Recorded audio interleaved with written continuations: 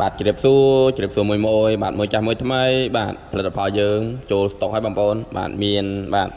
ទៅតែគ្រប់មុខឲ្យបងប្អូនបាទអញ្ចឹងបងប្អូនទាំងគ្នាមិត្តភ័ក្តិទាំងគ្នាបាទដែលចង់បានផលិតផលសុខភាពមើលថែទាំសុខភាពណាបាទក៏ដូចជាចង់យកទៅចែកចាយបន្តកុំភ្លេចណាបាទផលិតផលរបស់យើងណាបាទនេះគឺកាហ្វេយិនសិនណាបាទខ្សែសុខចប់ណាបាទຂະຫນាតតូចហើយຂະຫນាតធំក៏មានបងប្អូនបាទនេះបាទនេះគឺថង់ធំបាទថង់ធំនេះគឺ84ចប់ណាបាទ84ចប់បងប្អូនបាទ84ចប់អញ្ចឹងបងប្អូនចង់បានបាទមួយណាក៏បានដែរបាទយើងមានជាប្រភេទ collagen ណាបាទកូកូនេះគឺទើបតែចូលបងប្អូនទើបតែចូលស្តុកបាទល្បីល្បាញមែនទែនហើយលក់ដាច់ខ្លាំងមែនទែនបងប្អូនបាទនេះបាទទើបតែចូលស្តុកបាត់ដេឡេ2027បងប្អូនបាទអញ្ចឹងនេះគឺវិគិវីរ៉ាសម្រាប់កាហ្វេពោះវៀនអ្នកដែលមានបញ្ហាណាបាទចុកច្អល់រមិចរមូលណាបាទឈឺណាបាទហូបក៏ឈឺមិនហូបក៏ឈឺអីហ្នឹងគឺបាទប្រើ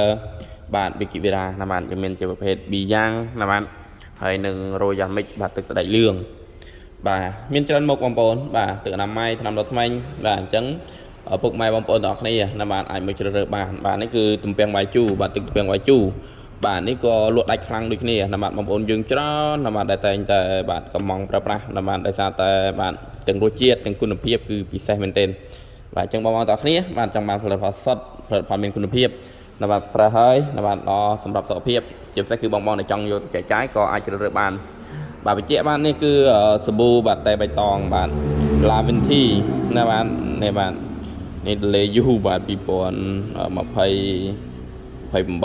បាទលេយូណាបាទទើបតែចូលស្តុកទេបាទដាច់ស្តុកមករយៈដែរបាទអញ្ចឹងបងប្អូនមិត្តភ័ក្តិពុកម៉ែអ៊ំពូមីងណាបាទចង់បានផលិតផលមានគុណភាពផលិតផលសុទ្ធផលិតផលល្អណាបាទកុំភ្លេចណាបាទមកជ្រើសរើសទាំងអស់គ្នាណាបាទហេង